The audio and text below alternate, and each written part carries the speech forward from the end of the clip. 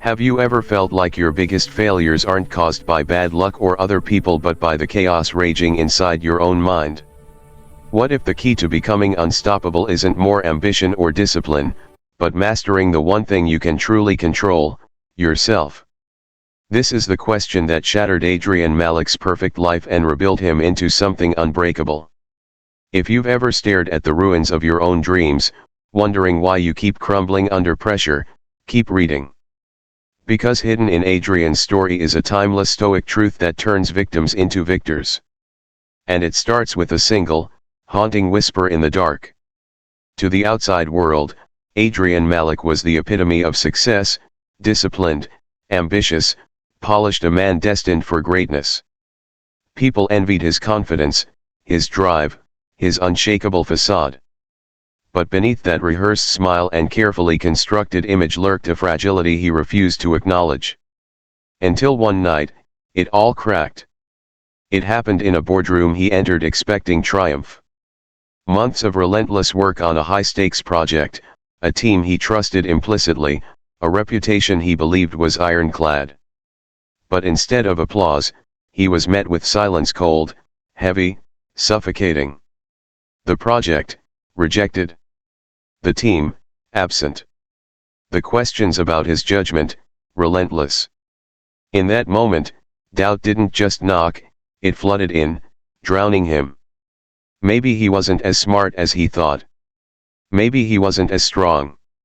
Maybe he was never meant to win. Adrian left that room feigning indifference, but the truth stalked him like a shadow. The pain didn't shout, it smothered, exposing the raw vulnerability he'd hidden for years. He wasn't mentally tough. His success was a glass tower, impressive from afar, but hollow and brittle. One blow had shattered it. Yet, amid the wreckage, a spark ignited. Why had this failure cut so deep? Why did one setback unravel everything? These weren't accusations, they were invitations to look inward, to confront the fear he'd buried. Adrian didn't know it, but this was the dawn of his transformation. Life was about to deliver a brutal lesson in true winning. And waiting in the wings was a mysterious old man, ready to reveal the Stoic secrets that separate the broken from the unbreakable.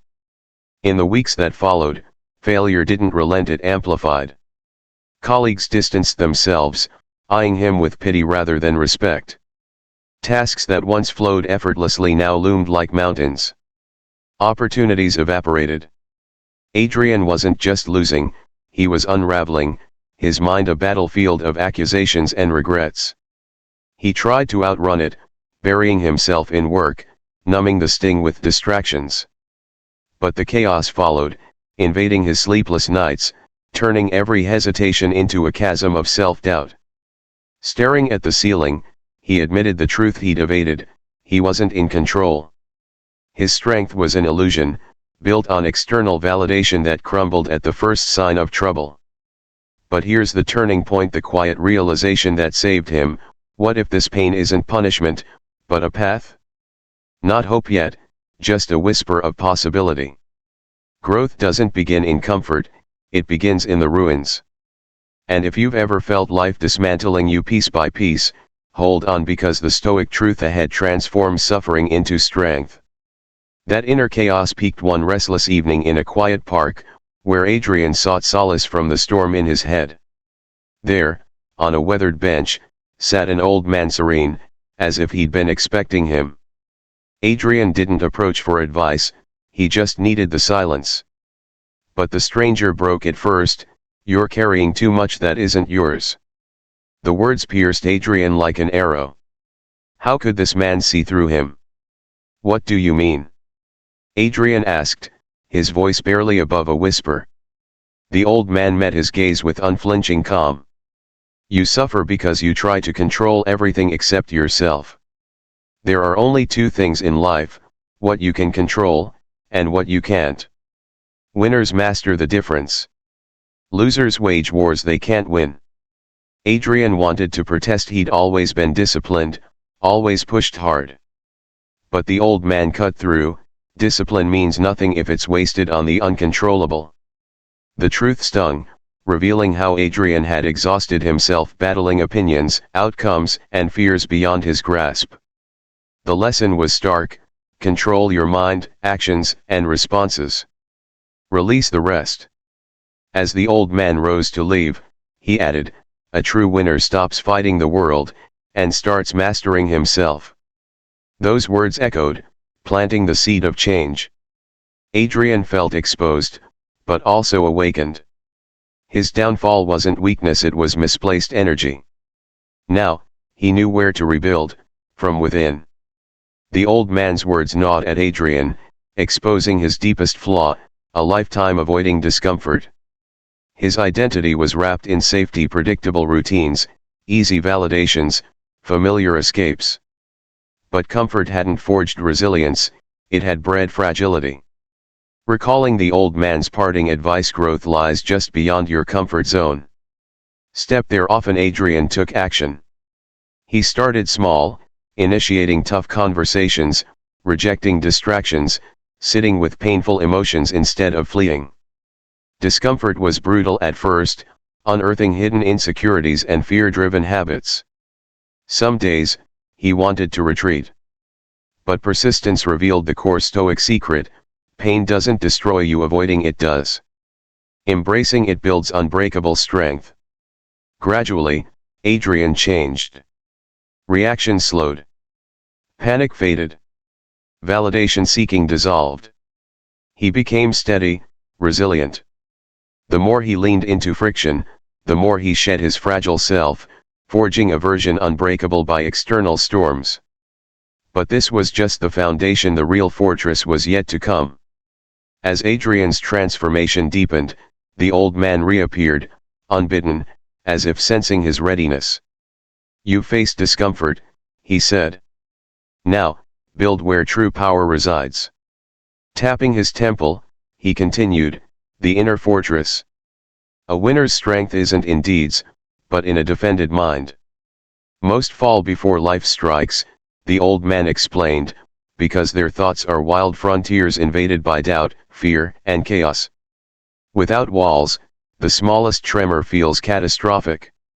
An undefended mind makes an unstable life." Adrian grasped the urgency. External winds were illusions without inner peace. The fortress wasn't abstract, it was built through habits. Choosing reason over impulse. Patience over panic. Silence over needless strife. Clarity over confusion. Practicing daily, Adrian paused in frustration, observed doubt without judgment, responded with intention. The world remained chaotic, but he grew centered. Profoundly, he realized, master your inner world, and the outer loses its grip. This quiet confidence marked his evolution from reactive victim to resilient master. Little did he know, the ultimate test loomed, ready to prove his fortress's strength. Re-entering his old world felt surreal. Same challenges, same skeptics, same pressures. But Adrian was transformed. He didn't react impulsively, he observed, listened, chose wisely. Setbacks arose immediately: distant colleagues, overwhelming tasks, lingering doubts. Yet, none dominated him. Passive aggression? Acknowledged and released. Difficulty? Met with focus. Nighttime fears? Observed and dismissed. His mind, sharpened like a blade, granted quiet confidence, unannounced, unvalidated, undeniable. Others sensed it, respect grew, curiosity sparked. Adrian's focus narrowed: stay centered. Stay disciplined. Stay in control. This calm was no accident, it was preparation. The universe, ever watchful, was about to resurrect his greatest ghost. It arrived on an ordinary morning, the same meeting room, the same project, the same high stakes. Adrian's name echoed unexpectedly, eyes turning his way. For a heartbeat, old panic flickered, the chest tightened, the doubt whisper. But he breathed. Remembered, control the controllable. Embrace discomfort. Fortify the mind. The old Adrian would have faltered, stumbling, apologizing, shrinking. Now, he stood firm. Thoughts clarified. Emotions steadied. He spoke with grounded poise, explaining ideas, addressing concerns, owning responsibility, proposing solutions. The room listened not out of obligation, but genuine respect. True confidence radiates, it commands without force. The victory wasn't external applause, there was none, just quiet nods. It was internal, defeating the echo of his former self. Life had circled back, and this time, he triumphed not because the test eased, but because he had risen. Adrian's journey redefined winning. He'd chased external trophies, wealth, acclaim, status, only to find them hollow, dependent on fickle forces. True victory? Internal, calm in chaos, clarity in doubt, discipline in distraction. These wins were eternal, untouchable. Freedom followed from anxiety, approval seeking, outcome obsession. He became unstoppable, influencing through quiet mastery, not desperate effort. Stoicism's essence: your mind is the battlefield.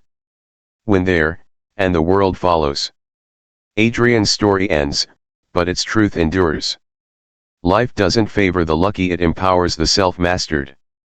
Every failure, discomfort, or doubt is an invitation: build your fortress. Sharpen your mind.